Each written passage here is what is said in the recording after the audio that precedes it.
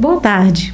Estamos aqui na Rádio Legalidade, na sede nacional do PDT em Brasília, para mais uma edição do programa Panorama Trabalhista. E o assunto de hoje é um assunto que muita gente desconhece a sua fundamental importância para o desenvolvimento de um país. E para a gente entender melhor sobre o que será tratado hoje, eu vou ter aqui a contribuição do jornalista Wellington Penalva. Boa tarde. E juntos nós vamos entrevistar o presidente e fundador nacional do Movimento Cultural Darcy Ribeiro, Roberto Viana Júnior, o nosso Robertinho. Boa tarde, Roberto. Boa tarde, todo mundo aí que está vendo a gente, escutando. Boa tarde, Tom. Boa tarde, Eli. Enfim. Boa tarde, turma trabalhista e simpatizantes dessa corrente política. Querido, seja muito bem-vindo ao programa. E o assunto de hoje não poderia ser outro, né? Que é a cultura. E para começar, vamos conhecer um pouquinho melhor o nosso Robertinho. O Robertinho, ele é conhecido amplamente pela militância do PDT, Brasil afora, né? Mas tem aspectos dele que talvez algumas pessoas não saibam, não conheçam, então a gente vai começar por aí. Você começou no PDT muito cedo, com 17 anos, né, Robertinho? Isso, tinha ali 16 para 17 anos, quando o professor de História, Alexandre Neto, um abraço, inclusive, foi falar numa aula sobre o Brizola, né? Especificamente porque ele é brisolista também, e era um brisolista anarquista, como ele se dizia. E aí eu me apaixonei principalmente no aspecto da campanha da legalidade, né? A coragem que ele teve, inclusive dá o nome dessa rádio, né? Que conseguiu, né? Mobilizar o país inteiro, né, pela sua coragem, pelo seu ato político, pela sua oratória e por tudo aquilo que representava, obviamente, né. E aí isso me apaixonou e me fez, né, querer conhecer mais o PDT e conhecer mais a história do PDT, do trabalhismo, né, e, enfim, estamos por aqui até hoje. Pois é, mas isso é um pouco inusitado, porque veja bem, aparentemente inusitado, você é pianista de formação, você é multi-instrumentista, né? Você é autodidata em vários instrumentos, cantor, ou seja, isso também começou cedo na sua vida, né? E aí você entra para a política num período em que os jovens, eles estão mais imersos ali naquilo que é a sua maior paixão no período. Com 17 anos, você é apaixonado por futebol, você é apaixonado por algum esporte que você pratica, né? Ou se, como no seu caso é a música, você fica completamente voltado para ela. E como a sua formação é a música, como é que foi que surgiu tão jovem dentro de você, ali já se profissionalizando musicalmente, também se interessar pela política dessa forma? Eu acho que surgiu quase concomitantemente, né? Acho que há um preconceito, né, de ambas as partes, né, mas da classe artística, às vezes, de ter um artista militante político, né? Acham que não cabe, e eu já acho que é muito pelo contrário, né? Eu acho que o artista ele tem que ser, não necessariamente um político partidário, mas essa foi a minha opção, mas ele tem que ser um agente político, né? Porque ele está ali, né, transmitindo uma mensagem, qualquer que seja ela, mas influenciando, enfim, ele né? está influenciando, né, de repente gerações e tudo mais. Isso começou junto porque eu também sempre vi na arte uma possibilidade de protestar, de revolucionar. E eu acho que o ser humano ele é realmente movido a paixões. Eu sou um pouco mais, talvez, porque eu acredito em signo, eu sou escorpião, com ascendente escorpião, e gosto de me apaixonar. E isso significa que eu me apaixonei pela arte, me apaixonei pela política, porque a política também é um modo de fazer cultura. É uma forma institucional que a sociedade ele se organize e tudo mais, mas de fazer cultura. Por isso que existem as formas monarquistas até hoje, parlamentaristas, presidencialistas, enfim, outras mais ditatoriais, imperiais e por aí vai. Mas tudo isso é, né, um instrumento cultural, vem de um meio cultural que se deu numa organização também política. Então, eu nunca diferenciei, né? Obviamente, né, tem horas ali que, às vezes, eu dedico mais à militância do que à música, que é a minha também profissão, e tem horas que eu tento sair ali um pouco mais da política para ficar na música, mas é uma coisa complicada, né, de você fazer ou agir separadamente, porque hoje eu não consigo me contemplar, não conseguiria viver sem a minha militância cultural, sem a música, e também não conseguiria viver sem a minha militância política. Bacana. Deixa eu fazer uma intervenção aqui em relação à sua trajetória no PDT, né?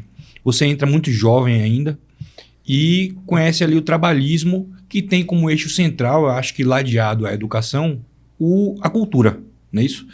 Quando você ingressa no PDT, você já entra com essa visão trabalhista de atuar pela cultura, ou isso vai se desenhando ao longo do tempo? Com certeza o PDT me ajudou pelo lance de informação, de colaboração de outros companheiros que me ajudaram na minha formação política, e até hoje continuam me ajudando. Com certeza ele aperfeiçoou a minha possibilidade de entender o mundo melhor pela cultura, porque ele me trouxe Darcy Ribeiro. A partir do PDT que me despertou a ideia de aprofundar, né, em Darcy, e a partir do Darcy entender como é que o Brasil pode ser pensado para dar certo, e a partir da cultura, né, que é ali a sua Bíblia, né, enquanto escritor que transmite no povo brasileiro. Então, assim, obviamente eu tinha empiricamente essa vontade de militar na política, também através da minha arte. Eu entro na Juventude Socialista do PDT, mas, por exemplo, eu era diretor da Juventude Socialista do PDT na área da cultura, na universidade, né, que eu fazia parte do DCE, eu era diretor de cultura, né, dentro do movimento estudantil secundarista. Eu também, no Grêmio, era diretor da parte de cultura. Então eu sempre tive, né, por ter a música como também profissão de vida, e isso muito próximo, né? E aí eu acho que a trajetória dentro do PDT, a militância dentro do PDT, me trouxe a possibilidade de emancipar e de contribuir, né, digamos assim, com a visão do trabalhismo e hoje com o movimento cultural também. Então a gente pode dizer que a sua trajetória culminou em atuar politicamente por meio da cultura. Com certeza absoluta, porque inclusive no próprio PDT lá eu fazia os jingles, a gente fazia as músicas, né, nos congressos a gente sempre fazia um lance de formação política, mas com um lado mais lírico, teatral, musical, né, porque eu acho que é uma forma pedagógica a arte, né, a cultura não se limita à arte, mas a arte é uma grande, a parte mais charmosa, digamos assim, das expressões culturais, né, do que você tem, né? A arte, então, ali, ela traz esse charme, e isso eu sempre trouxe como um grande aliado, e acho que pode ser, né, deve ser um grande, digamos assim, motor para que a gente pudesse, inclusive, aperfeiçoar a militância. O MCDR, ele nasceu em 2016, né? Isso. Como você colocou aí. E é interessante porque o Wellington ressaltou essa questão do trabalhismo e a importância da cultura. E lá no Estatuto do PDT, está lá logo no primeiro artigo, que é um dos objetivos centrais da legenda do trabalhismo, é incentivar e promover a formação e a capacitação intelectual e cultural. Você acredita que o MCDR, nesses 9 anos de existência, tem sido uma dessas ferramentas do PDT para a promoção da cultura no nosso país? Não tenho nenhuma sombra de dúvida, né? O nosso papel, ele é um papel difícil, né? Primeiro, nós estamos no partido que é o patinho feio da política nacional, digamos assim, porque nem a esquerda ortodoxa, né, nos entende, e a direita quer nos exterminar, porque sabe que o projeto que a gente tem para o país é libertador. Então, assim, a gente está ali de já estar nisso, né? Os nossos representantes são exilados, políticos, presos, né? O cara que foi morto e torturado, que hoje estamos aí, se Deus quiser, vamos nesse domingo ganhar o Oscar, né, do Ainda Estou Aqui, Rubens Paiva era trabalhista, as pessoas têm que saber disso. Então, assim, né, nós apresentamos a vida inteira um projeto orgânico, cultural, construído desde o Getúlio, com a Revolução de 30, onde em 30, agora 2030, faremos 100 anos disso, né? E esse legado, ele tem ali um peso, né, que é um peso que ninguém pode nos tirar, porque é a nossa identidade, né? E a missão que a gente tem do MCDR é entender que esse legado ele existe através da consciência, mas também trazendo a dialética de um novo mundo. O mundo não é mais um mundo quando a gente criou a CLT, que era ali para poder fazer recorte da escravidão, criar a possibilidade do trabalhador, né, da dignidade, a poder descansar, tirar férias, etc. Então, hoje a gente tem novas formas de trabalho que a gente tem que aperfeiçoar para garantir esses novos trabalhadores algum direito, que estão todos marginais, enfim. Né? Isso por exemplo, os trabalhadores da cultura, algo que a gente fez e está fazendo, né? Inclusive apresentando ao ministro Lupe, assim que ele assumiu, que apresentou para ele um projeto que ele está duramente brigando para a gente conseguir implementar, que é uma previdência para os trabalhadores da cultura, especificamente. Quando você fala trabalhadores da cultura, falando dos artistas renomados que estão esquecidos, não, estou falando da galera da graxa, como a gente diz, é o cara que é um invisível, o cara que trabalhava lá o road, o cara que trabalhava tocando na noite e que devido a algum problema nunca mais vai poder tocar e vive de doação ou etc e tal. Então a gente tem que olhar, porque assim como tem no nosso primeiro artigo, na nossa Constituição tem algo que diz assim, direito à cultura. E a gente só acessa a cultura se alguém promover cultura. E para promover cultura tem que ter um trabalhador, qualquer que seja ele, o trabalhador. Então, assim, o trabalhador da cultura ele tem que ser valorizado da forma que a nação merece valorizar. Eu não estou pedindo para ele se olhar de algo extraordinário, diferente dos demais.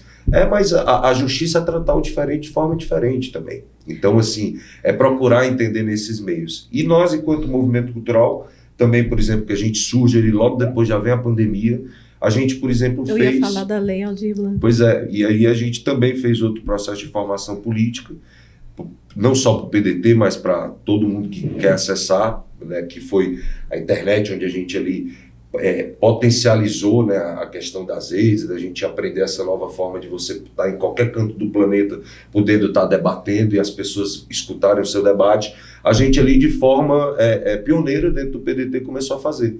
E a gente fez durante a pandemia mais de 200 debates. Teve dia que a gente fazia 2 ou 3 debates por dia, né? Porque também ficava cansado de estar em casa, às vezes, né?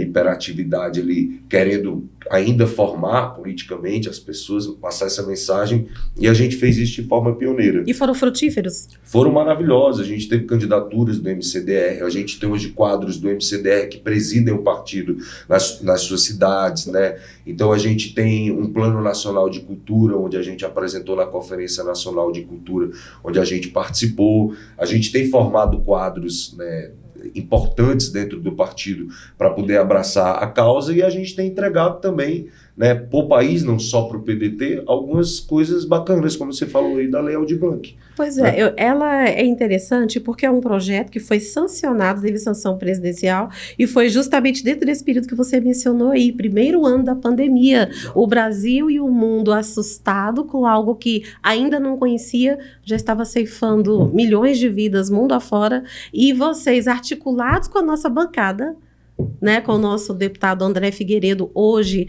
presidente interino da Legenda. Na época ele era presidente líder da minoria, da oposição. Ele era líder da oposição, Isso. Né? E essa Lei Aldir Blanc foi uma articulação e teve a colaboração do MCDR. Conta pra gente como é que foi a construção deste projeto até que ele se tornasse lei. A gente tem que lembrar que a gente estava no governo, né, do dito cujo inelegível, que nós deixamos, inclusive, inelegível, né? Por tudo isso, os crimes que cometeu, enfim. E ele não tinha compromisso nenhum com cultura. E nós tínhamos Era o contrário, na verdade, né? Exato. O discurso era... Exatamente, era perseguir artista, de que quem trabalha com a cultura é todo mundo vagabundo, isso mesmo ele falava, com essas expressões, né, agressivas e tal. E, né, acabou o Ministério da Cultura, criou uma secretaria fajuta, onde tinha a Regina Duarte, né, que, enfim, estava lá, que não fez nada, pelo contrário, né, perseguiu e bloqueou todos os acessos ao orçamento da cultura. Mas a gente tinha um fundo, e a gente sabia que tinha esse fundo. E há uma articulação que foi feita, né, que era criar um auxílio emergencial para as pessoas ali poderem, né, acessar, porque quem trabalha com cultura, e principalmente a cultura no lance de eventos, né, de estar na rua, de estar nos locais, naquele momento não tinha, e não tem seguridade social nenhuma. Ele não tinha um patrão para pagar, não tinha nada, não tinha acesso a plano de saúde e tudo, se tinha que deixar de pagar porque estava deixando de trabalhar, então que sentia criar um mecanismo emergencial, né, para tratar aquilo. E os artistas, de uma forma geral. E aí foi pensado, né, no Lei Aldir Blanc a gente usar esse fundo para isso. E ali o Bolsonaro queria botar inicialmente de R$200, enfim, a luta foi grande e a gente ampliou para R$600, né, também, né, isso ali equiparando ao auxílio emergencial, acho que à época, se eu não me engano. E depois uma sacada ali com o André Figueiredo, né, a gente, enfim, trocando essa ideia, era que estavam fora da contemplação os espaços culturais, né, que a gente estava pensando nas pessoas, nos agentes, mas não estava pensando em ver cair os locais de cultura. Como é que a galera vai pagar a luz? Como é que a galera vai bancar o aluguel? Como é que essa galera vai se manter? Né? Como é que o cara que tem um teatro de comunidade, uma biblioteca de comunidade, como é que ele vai manter aquilo? Né? Ele simplesmente vai acabar e fechar? E, enfim, e aí a gente fez essa proposta onde o André virou coautor, né? E aí a gente trabalhou militando mesmo aí na militância nacional. A gente tinha um grupo que era uma frente de coalizão, que era de suprapartidária, que a gente chamava até de koalas, brincando, né? Que é koalas de coalizão que a gente apelidou. E aí dialogamos com vários setores da classe artística, né? Com o Caetano, Paulo Lavigne, a gente fez evento no Circo Voador, né? Enfim, e no Brasil inteiro militando, enfim, e fazendo um monte de coisa, que aí deu nessa entrega, que foi essa colaboração, né, que a gente do MCDR, em especial aí, a bancada também do PDT, né, que trabalhou com um grupo técnico ali da nossa bancada, que é maravilhoso, que fez aí essa grande colaboração com a classe artística, é importante a gente lembrar disso. E outras coisas mais, né, o André também aí, com a nossa ajuda, criou, por exemplo, a questão do Condecine, que é a regulamentação das plataformas de audiovisual, que o Brasil não regulamenta isso, não sequer pensa como é que isso pode ser tratado, né? Porque todos os países do mundo, isso aqui não é comunismo, que é pegar, taxar, não, a França, os Estados Unidos, para quem acha que isso é comunismo, os Estados Unidos ele tem a regulamentação lá das plataformas, sim, assim como a China deve ter, e qualquer país do mundo, né? Se pegar 10 recortes aqui, de países ocidentais e asiáticos e orientais, todos que têm essas plataformas têm regulamentação, e o Brasil não tem. Ô Robertinho, você está falando aí da atuação do MCDR e de situações que o movimento criou e que deram certo. Eu queria saber, para o pedetista que quer saber como entrar na luta cultural no PDT, como ele pode ajudar? Olha, primeiro, venha para o MCDR, né? Um convite aí para você vir, para a gente poder ter o privilégio de somar nessa militância e dizer que aqui a gente tem uma coisa que eu acho que é o principal na luta da militância, que é o que a gente considera muito que é o processo de formação. Eu acho que a gente precisa informar. E a partir da informação, obviamente, a informação tem o seu teor pedagógico, e nós não negamos a ninguém que o nosso teor pedagógico é o trabalhismo, né? Então, todo mundo que vier conversar com a gente para entender o PDT, né, procure que antes veja o que é que significa isso para o Brasil, essa corrente política trabalhista que ela já fez e entregou para esse país, né? E a partir daí, né, convidar para poder ser, né? Porque quando a gente fala cultura, a gente lembra vamos trazer o artista para militar no movimento cultural. Não. Eu tenho, por exemplo, o presidente do movimento, que é hoje presidente do PDT, que era lá de Santos, que é da Frente de Cultura, também é médico, né? Foi inclusive candidato a prefeito lá em Santos, doutor Márcio. E aí, para desmistificar isso, lutar por cultura não é lutar apenas pela classe artística. Eu posso lutar pela cultura, pela educação, eu posso lutar pela cultura, pela seguridade, da saúde mental, também ligada ao lazer, que é aí a saúde pública. Eu posso lutar com cultura também na questão da classe política, eu posso lutar por cultura para a gente poder se alimentar muito melhor e deixar de comer uma série de coisas que provocam doenças, etc. e tal. Então, assim, a luta cultural ela é transversal. Então, você que quer lutar pelo um país melhor, a luta vai ser sempre pela cultura. Então você acabou de... né, foi muito pertinente essa pergunta do Wellington, porque te levou para a resposta do que eu ia perguntar, do que eu ia não, eu vou perguntar, porque agora a gente vai adentrar um pouquinho mais essa seara para a gente junto entender aqui esse movimento anticultura promovido pela extrema-direita, se é que a gente pode chamar assim, porque acaba sendo também um movimento cultural, né? É uma contracultura, mas a gente entende que a cultura ela é fundamental para o desenvolvimento de um país, porque ela promove, ela fortalece a identidade do povo, ela promove a diversidade, ela combate a intolerância, né? Ela promove a tolerância e ela gera riqueza e emprego. Então, fica difícil para a gente entender como é que se pode atacar um setor quando este setor, e aí vem todas as suas gamas, como você colocou aí, é fundamental para o fortalecimento de uma nação, de um povo, no quesito identidade, gerar emprego, que foi mencionado aqui. Como que você consegue destrinchar isso para a gente entender, até para o jovem, que, como eu falei no início, o programa ia tratar sobre cultura, para mostrar que é algo extremamente importante. Aí vocês estão convidando o jovem para entrar para o PDT, para vir para o PDT, conhecer o partido, conhecer o trabalhismo, conhecer o movimento cultural, mas com uma onda tão anticultura que tem aí fora. Eu começo com a resposta com uma frase que o Darcy dizia: a crise não é crise, é projeto. Isso não é uma crise, isso é um projeto da extrema-direita. Negar a cultura é a afirmação de outra. Você está negando uma cultura para poder afirmar outra cultura.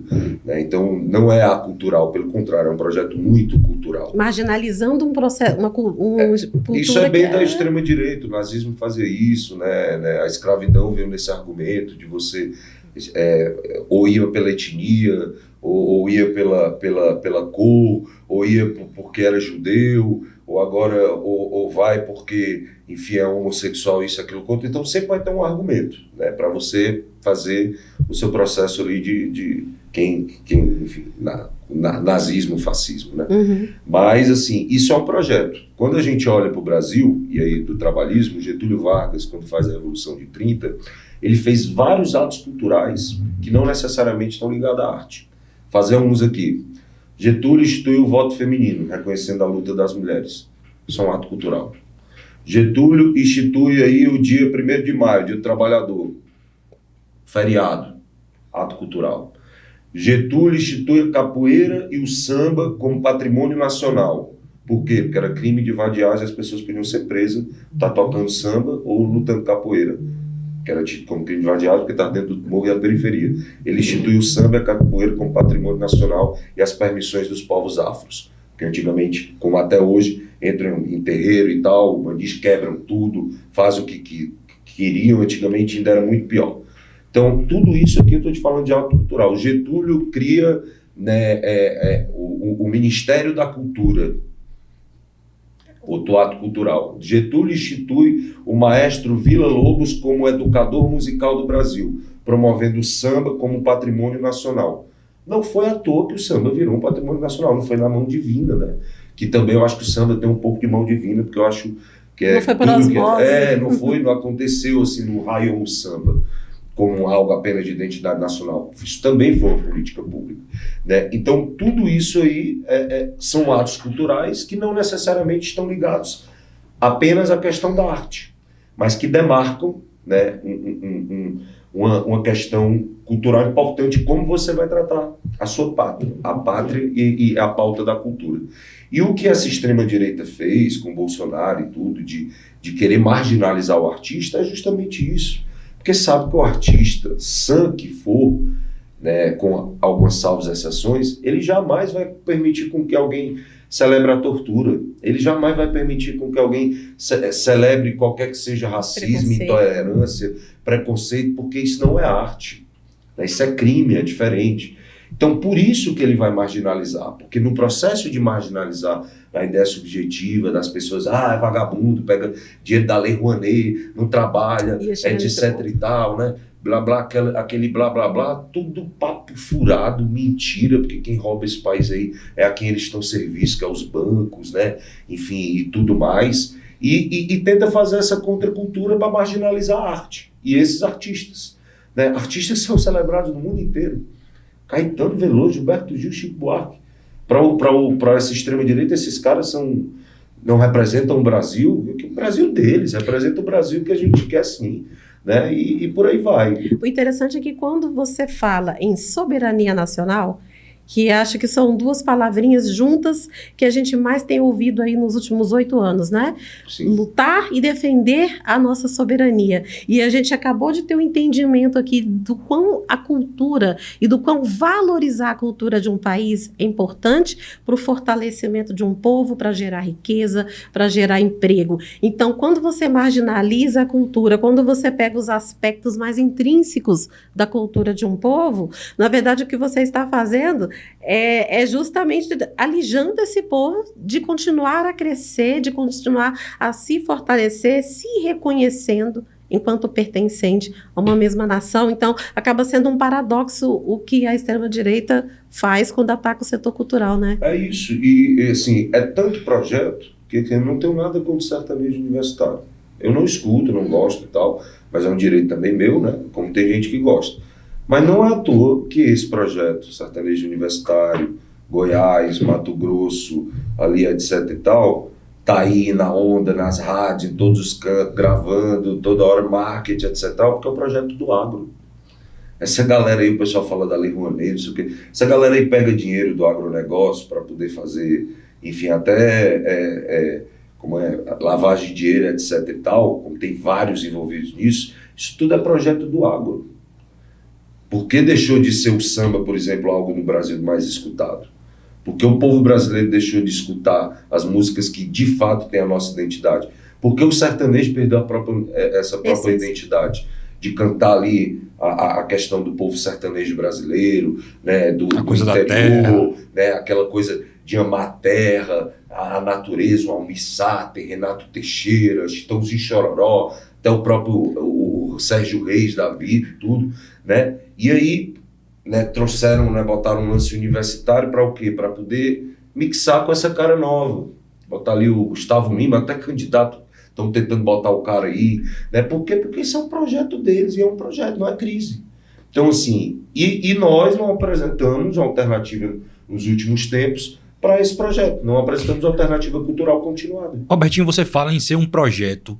Qual seria o anteprojeto para o que está aí? Na verdade, um anteprojeto está aí seria o que eu defendo no trabalhismo, né? Eu acho que é quebrar esse sistema. Obviamente, né, eu já fui mais radical quando era da juventude, achava que a gente podia fazer uma revolução com quase baladeira, né, e, enfim, ia tomar o Brasil. Mas hoje eu entendo, né, que a gente tem aí algumas questões institucionais a superar, entendo que a gente tem um Congresso hiper mega conservador, entendo da direita internacional está em alta, entendo toda essa crise aí, beleza. Mas aí a gente se render a isso não é alternativa. No processo de abolição, né, você não pode pactuar com um escravocrata, o cara que é abolicionista. O cara tem que pregar a abolição. E para poder pregar a abolição, eu tenho que quebrar esse sistema. Porque senão eu vou repetir o status quo, distribuir um pouquinho para quem precisa muito e distribuir muito para quem precisa pouco. Então é isso que hoje o sistema faz.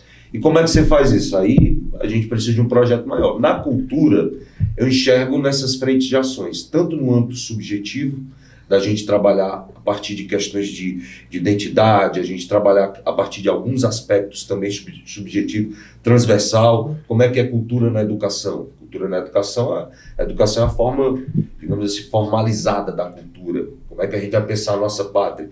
Como a gente vai educar o nosso povo? A partir de que pedagogia? Eu acredito na do Paulo Freire e do Darcy Ribeiro, por exemplo. É essa que me guia. Como é que vai ser a nossa ação de cultura na economia?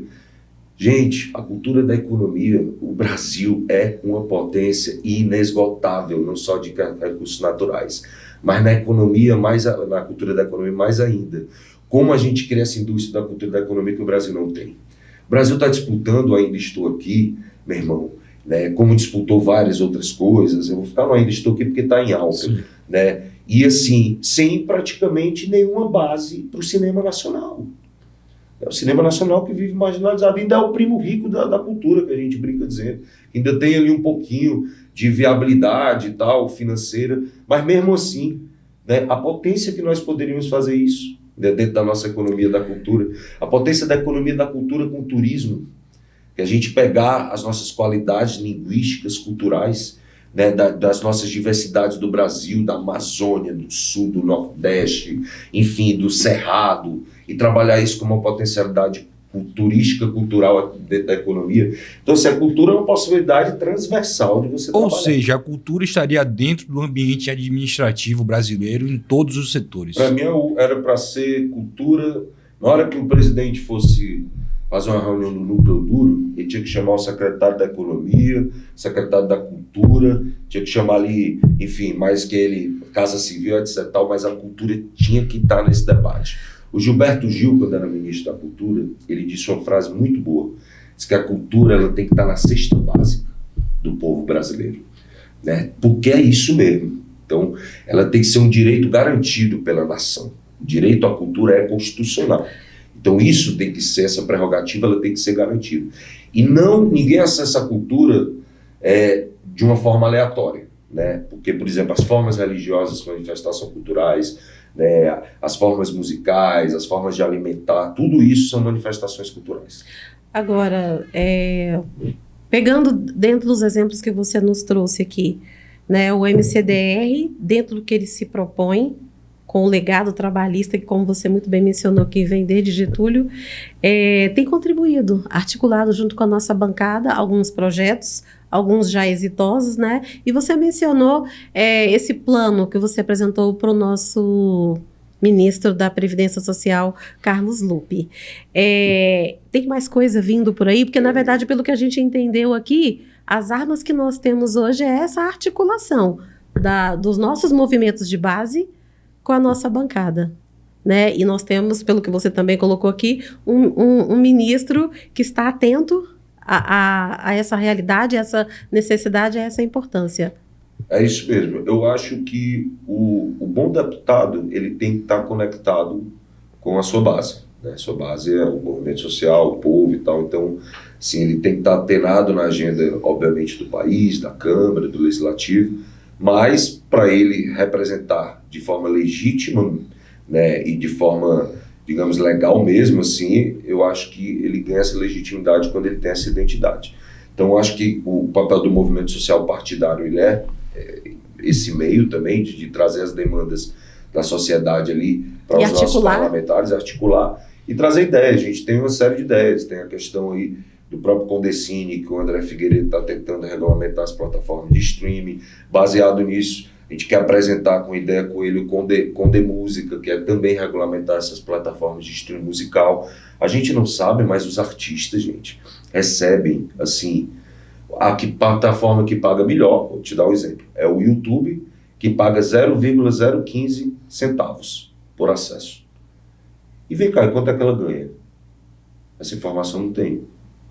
Quanto é que ela ganha a partir da reprodução daquele artista para poder só pagar 0,015? Se ela está pagando algo, ela está recebendo algo também. Quanto? Quanto é que a propaganda que o cara botou para poder acessar lá, que passa, se você não for prêmio, etc e tal, está pagando para poder, aquele cara, artista está passando lá. Disso não tem registro, não tem como a gente... Não tem, o cara não tem escritório no Brasil, nós não temos acesso à caixa preta.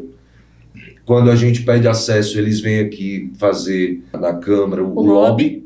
E aí, obviamente, ganham esse lobby com essa narrativa da direita, que quando o projeto era bom, e esse do Conde foi chamado projeto da Globo. Né? Eu lembro. Não sei se vocês lembram aí. Que não tinha nada a ver com a Globo, de perdoar a dívida, nada a ver com isso. Né? Porque aí entra aqui o negócio e não quer, porque o sistema está ganhando e o artista está sendo marginalizado, está tudo bom. O Ivan Lins, meu irmão, o cara tem mais de 600 músicas. O Ivan Lins diz que não ganha nem 6 mil reais.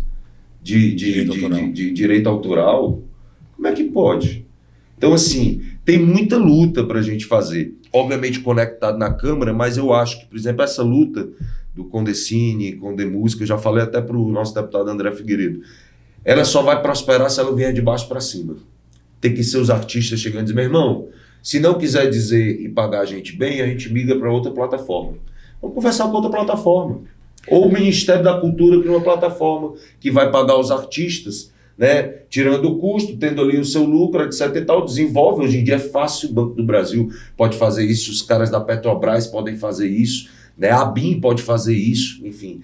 Desenvolve essa plataforma, faz um grande boicote dos artistas. Não, Ah, não quer pagar a gente? Não, pois todo mundo vai acessar lá de graça, ou pagando a mesma coisa, mas agora com o artista fazendo. Como o Netflix agora com os filmes brasileiros. O Netflix, entre aspas, né? Pois é, exatamente. Então, assim, Plataforma de streaming. acho que nós temos aí, para além dessa frente parlamentar, que os deputados vão ser extremamente importantes nessa luta, a gente também, e aí eu estou incumbido disso aí, estou perseverando nessa ideia, né? Quero contagiar não só o PDT, mas outros aí, camaradas do nosso campo progressista, para que a gente possa fazer esse debate de baixo para cima e ganhar essa batalha. E uma das missões que a gente tem, vou falar assim de forma bem simplista, é desconectar o significado da palavra regulamentação de censura, que é Sim. também uma arma muito poderosa usada pela extrema-direita, né? E toda vez que tenta se regulamentar um setor para que haja essa clareza, essa transparência e hajam pagamentos mais justos de acordo com o que circula, vem-se a palavra censura, cerceando o direito de liberdade, de existir, de estar ali, de fornecer o serviço. A regulamentação é o limite da atividade humana.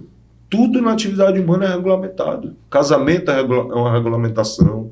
Você compra um carro ali e faz os seus cadastros, suas coisas de carteira, tudo aquilo é uma regulamentação. Você tem um trabalho de um contrato de carteira, aquilo é uma regulamentação. As atividades humanas, elas têm que ser regulamentadas para poder, inclusive, ter o limite da lei, do que é permitido, do que não é. E como é que eu não vou regulamentar uma atividade humana consumida pra caramba, né, que poderia deixar algo, inclusive, para a cultura brasileira, que não tem escritório no Brasil, que eu não sei como é que esse repasse, que é completamente marginalizado e um roubo, porque não vem nada para o artista, como é que isso não vai ser regulamentado? Porque o Brasil, entre os 10 países do mundo que mais consomem, tanto as plataformas de streaming de música e de filme, dos 10, todos, exceto o Brasil, não é regulamentado.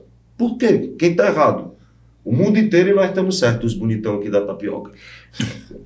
Entendeu? Então eu acho que tem que a gente, obviamente, tem coisas que são tão óbvias que dá preguiça de debater, né? Aquela coisa que é que a gente não pode ter essa preguiça. Quando eu digo a preguiça é a força do argumento, porque o senso comum às vezes ele cai na meia verdade, que é a pior das mentiras, né? Porque usam informação como uma verdade para poder fazer a narrativa de um monte de outra mentira, sabe? Então, assim, a gente, ainda mais hoje com a possibilidade que a gente tem de informação, quando a gente pegar algumas coisas, quanto mais a gente aprofundar, menos possibilidade de ser enganado a gente vai ter. Então, assim, é importante que algumas coisas que a gente veja no senso comum, a gente não caia nessa pegadinha. E isso é mais uma missão cultural. Pois é, você falou aí de regulamentação, nós estamos falando aqui sobre regulamentação, então vamos falar sobre uma regulamentação que você também mencionou e também está muito na boca da extrema-direita, que é a Lei Rouanet. Sim. Né? A gente estava conversando outro dia e você falou para mim o que você acredita que deveria ser feito nessa lei, as alterações para que ela, de fato, possa cumprir esse papel de tudo que nós estamos falando aqui. Eu acho que a Lei Rouanet, ela foi um grande avanço para a cultura, né, brasileira, né, muita coisa importante, né, a Lei Rouanet pôde proporcionar e proporciona, mas ela é cabível de muitas críticas. Algumas críticas que essa extrema-direita, por isso que eu digo que a meia-verdade faz, tem uma razoabilidade. E aí, se nós aí que queremos esclarecer, ficarmos negando isso, aí é pior, porque alimenta o discurso, né, dessa meia-verdade. Dá um exemplo a gente. Por exemplo, eu acho que artistas de grande porte, né, arrecadam milhões e milhões, inclusive esses, falei do agronegócio aqui, etc e tal, do sertanejo universitário principalmente, né,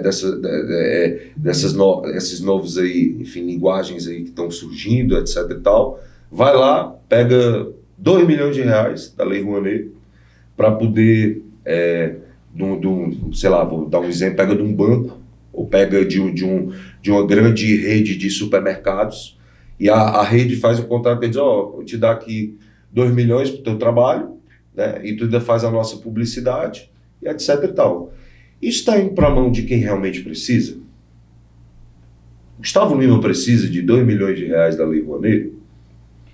Eu acho que não, ser bem sincero, né? Mas o Roberto Viana precisa para lançar o meu disco autoral de 2 milhões, nem tudo isso, precisava de 70 mil para poder fazer, preciso pra caralho.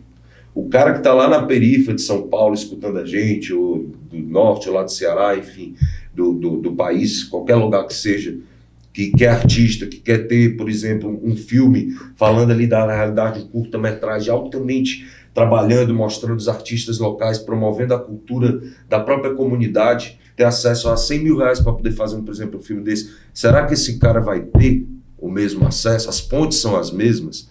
Não são. Então eu acho que essa crítica ela cabe, né, da gente pensar aí a Lei Rouanet, para que ela sirva, porque o que é a Lei Rouanet?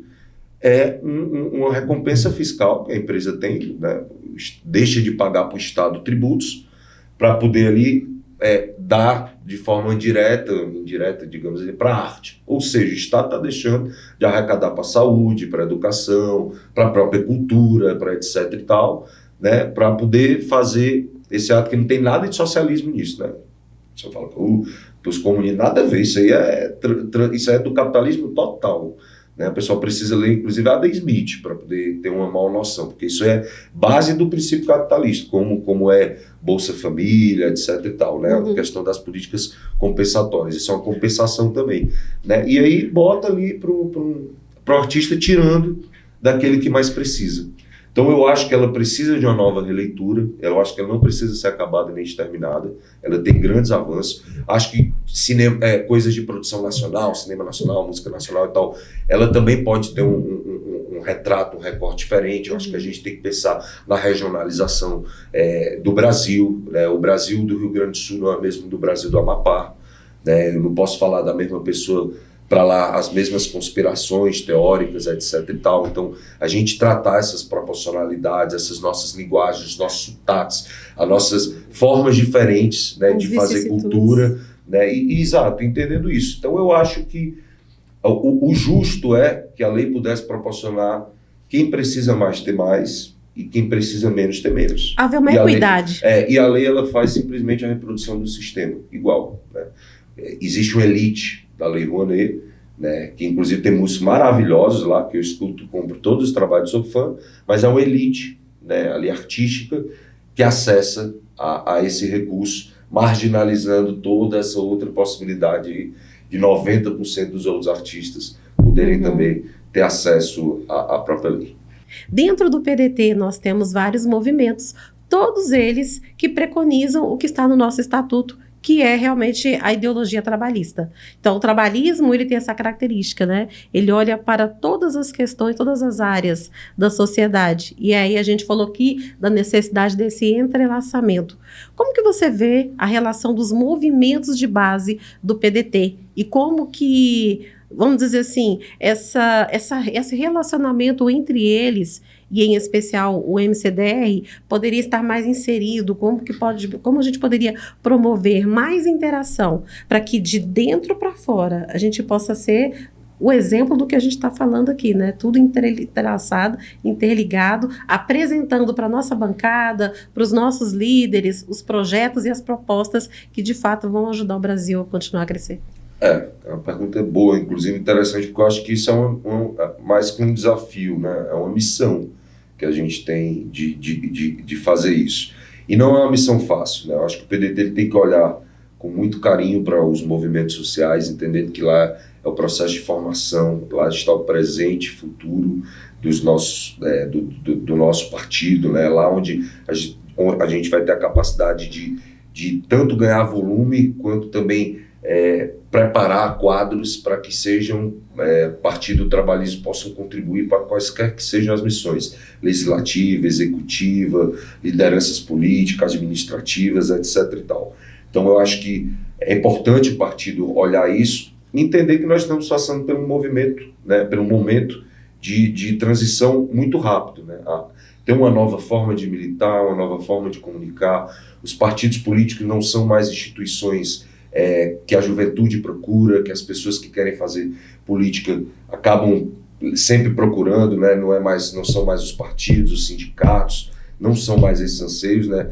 A sociedade agora se organiza também através de outras instituições, faz política através de outras instituições. A gente tem que entender outros mecanismos, a gente tem que entender isso, se aprimorar, né? Se atualizar, né? Porque quando eu digo atualizar, não é a nossa pauta consciente, constante e permanente. Obviamente, dialeticamente, a gente vai temporalizar ela, mas jamais flexibilizar. Estou falando aqui é a nova forma de comunicar, a nova forma de você, não digo nova política, porque eu acho isso terrível, não existe a nova política. Política é um jeito de se fazer, é uma instituição de se fazer. Mas é justamente nesse contexto de mundo, né, que, por exemplo, você tem um avanço da extrema-direita que já entendeu essas formas institucionais de se organizar e de comunicar, e como nós, progressistas aqui, trabalhistas do PDT no Brasil, a gente vai montar o nosso desafio para poder também superar e estar dentro desse meio de comunicação, né, desse meio desse debate, com as estruturas e instrumentos também, né, garantidos iguais, né, porque a gente tem muito conteúdo, mas eu acho que essa forma de a gente comunicar o conteúdo, ela não é a mesma da época do Getúlio e do Brizola, que fez uma revolução pela rádio, né? Não é a mesma, por exemplo, da televisão também, que a gente tinha um monopólio de assistir 2, no máximo 3 emissoras ali. Hoje a gente tem outras formas e hoje todo mundo, né, pode dar uma opinião, né, a partir de um celular na mão, o que é que seja, né, fazer, enfim, essas formas. E aí entender o que é que hoje motiva, né? Hoje o jovem tem um lance que você fala da lacração, né? Não necessariamente a gente precisa reproduzir essa tal lacração, mas entender o que é aquilo que motiva na lacração. Então como é a nossa forma de poder entender essa motivação e não fazer essa lacração rasa e firme, mas com um pouco mais de consciência. Então acho que esse papel vai ser um papel preponderante aí da militância, né? E é um papel e tem que ser atribuído a ela, essa nova gestão, essa nova mudança, né, que a gente está constante, porque os nossos quadros vão envelhecendo, a gente vai envelhecendo, então é necessário a gente apostar nisso, porque se a gente apostar, como dizia o Einstein, nas mesmas coisas para procurar resultados diferentes, isso é o cúmulo da loucura, né, para não dizer da insanidade.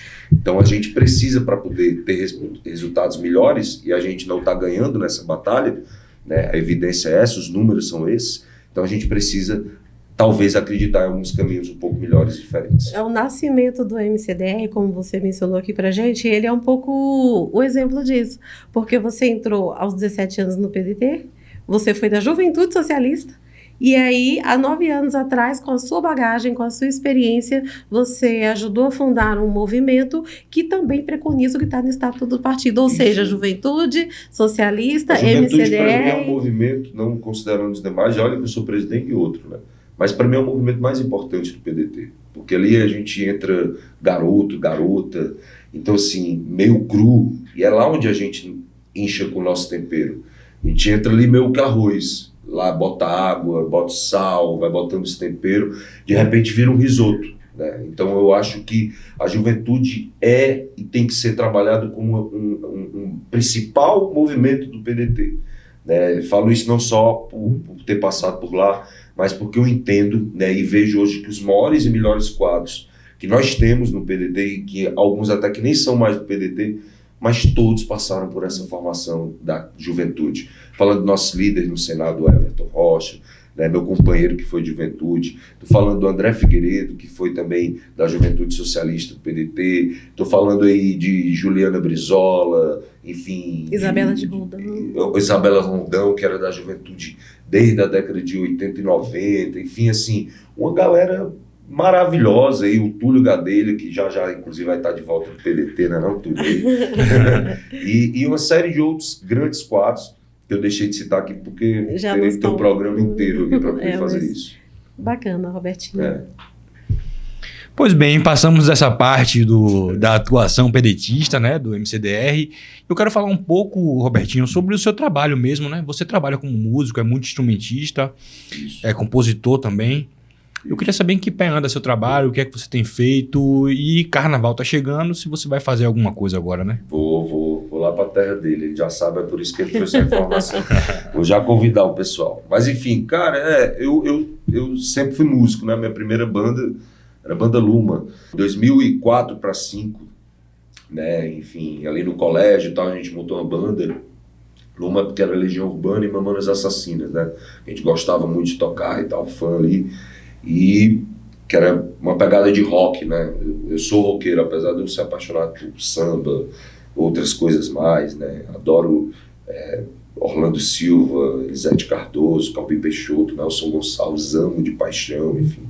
E ali em 2005 a gente fez a banda, e quando deu 2011 a galera estava na universidade, todo mundo, também eu estava, né, fazer direito, o outro já também, já estava quase todo mundo acabando seus cursos, já não estava muito afim de tocar, e eu muito afim de tocar, e a galera só queria meio que tocar mais rock, eu também afim de fazer outras coisas, e aí acabei que vim para a minha parte mais solo, né, e também decidi escrever, sempre era afim de escrever, já fazer as músicas e tal, e aí lancei meu disco, né, comecei a minha trajetória ali solo, conheci uma galera fazendo música, viajei o Brasil tocando, né, enfim, muitas vezes por mais paixão, sempre é mais paixão do que realmente recurso, né, porque quem vive de arte tem que viver se movimentando muito para poder, enfim, viver da cultura, né, porque o Brasil, como a gente falou durante o programa inteiro aqui, marginaliza isso, inclusive, enquanto atividade econômica.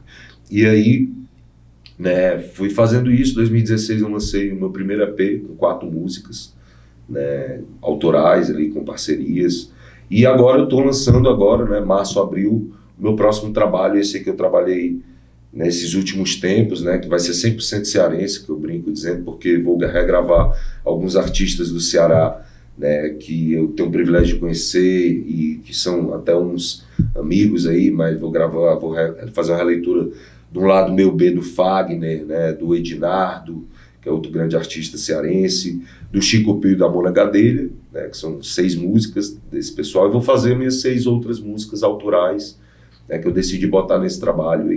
E tem uma série de outras, porque assim que esse acabar eu também já quero preparar outro, mas com outra corrente, outra vertente, né, outra identidade. Mas é isso, eu faço música diariamente, né? Eu trabalho com produção musical, trabalho com lance de festival. Né? Você já passou por muita situação de perrengue, de dificuldade como músico? Porra! Cara, conta uma pra gente aí, vá. Pode escolher o tema. Mas assim, diversas. Assim, eu já, por exemplo, vou contar uma em Salvador. Né? Eu fui tocar em Salvador e aí era no palco, sendo que eles me mudaram de última hora com um trio. E aí, o meu show era temático, né? E me botaram, por exemplo, no bairro da Liberdade. Você conhece lá o bairro negro e tal, populoso pra caramba. E a galera lá tava esperando mesmo. O meu show era meio que... Era um show cantando o Ceará e o Nordeste, né? Meio forró, com as pegadas de rock e tal. E aí, o pessoal tava esperando um trio elétrico, uma parada de axé, né? Swingueirão e tudo. Aí, ali... Quando eu olhei para que eu subi, que eu vi, eu disse, agora danou. Eu disse, meu irmão, mudou tudo aqui. Vai ser aquele show, esquece. E aí a gente foi fazendo o repertório meu metendo axé, cantando música que eu nem lembrava, que eu lembrava mais, né? Foi um show experimental. Foi hiper mega experimental. E o lance seguinte lá, o trio ia cheio de fio, cara. Então, assim, eu lembro do percurso aqui, o percurso tinha que abaixar para os fios passar, e o batera também, e eu também. Né? Então, assim, foi um perrengue legal. É legal agora contando, né? Na hora não foi muito bom, não.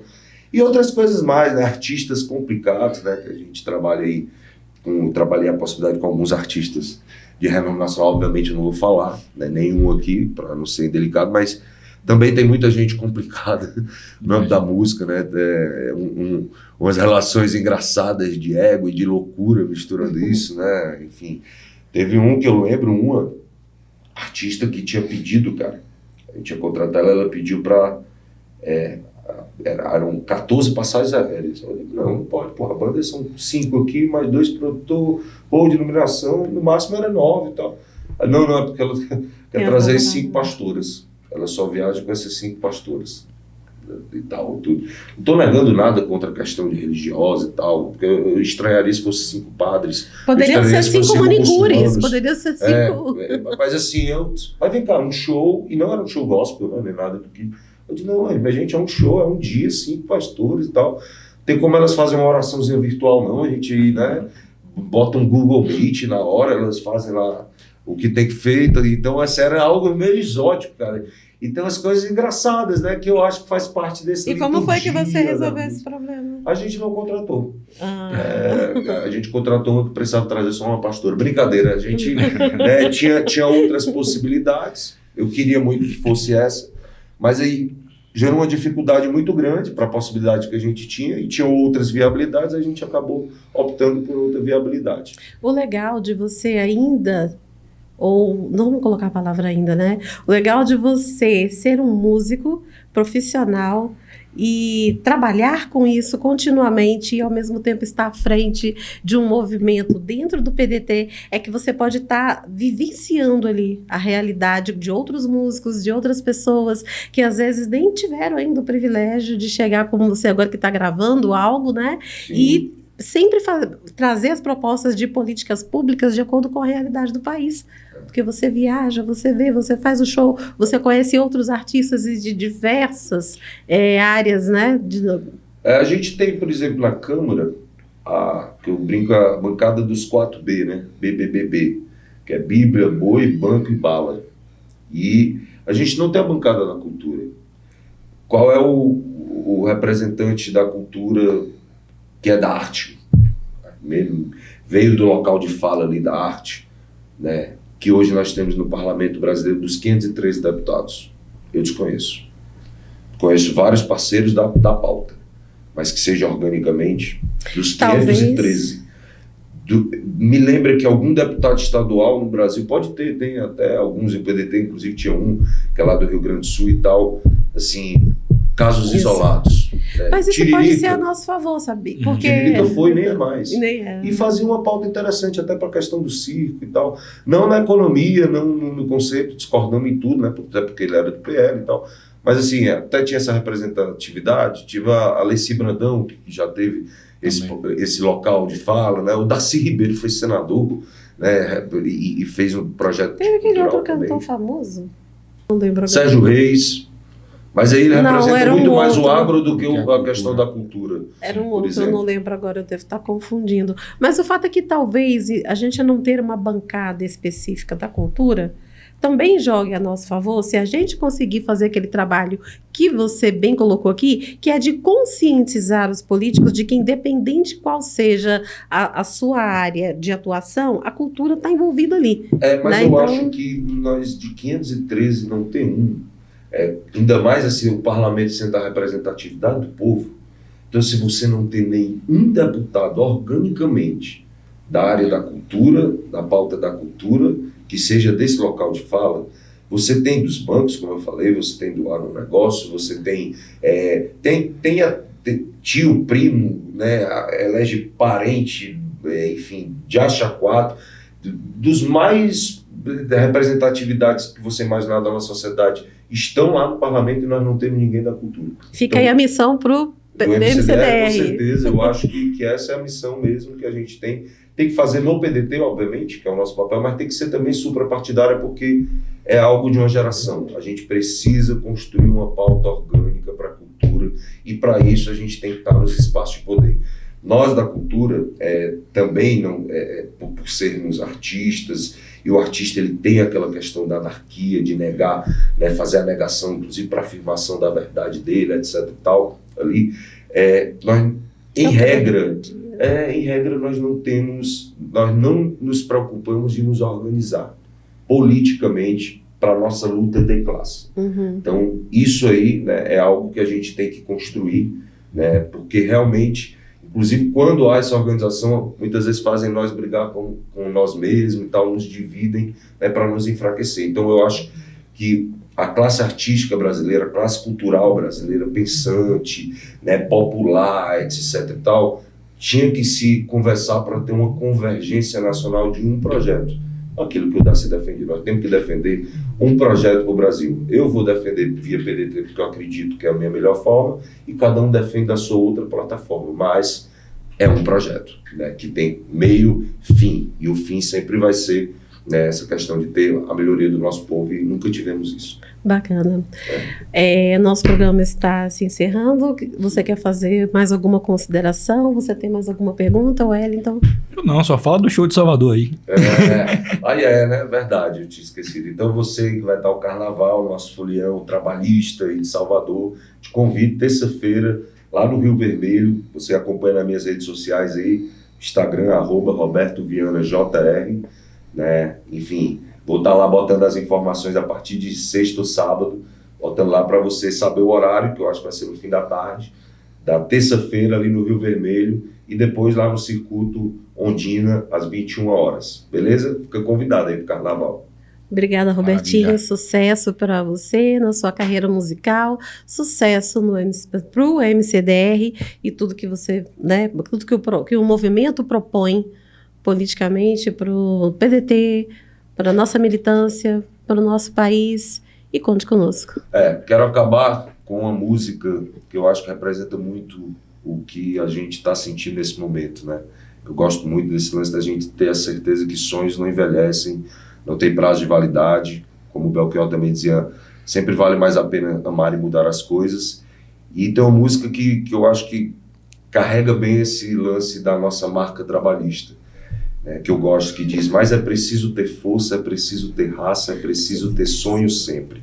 Quem traz no corpo essa marca possui a estranha mania de ter fé na vida. Então, que a gente possa trabalhar essa estranha mania de ter fé na vida e acreditar que ainda é possível amar e mudar as coisas. Com certeza. Muito obrigado, boa tarde. Boa tarde.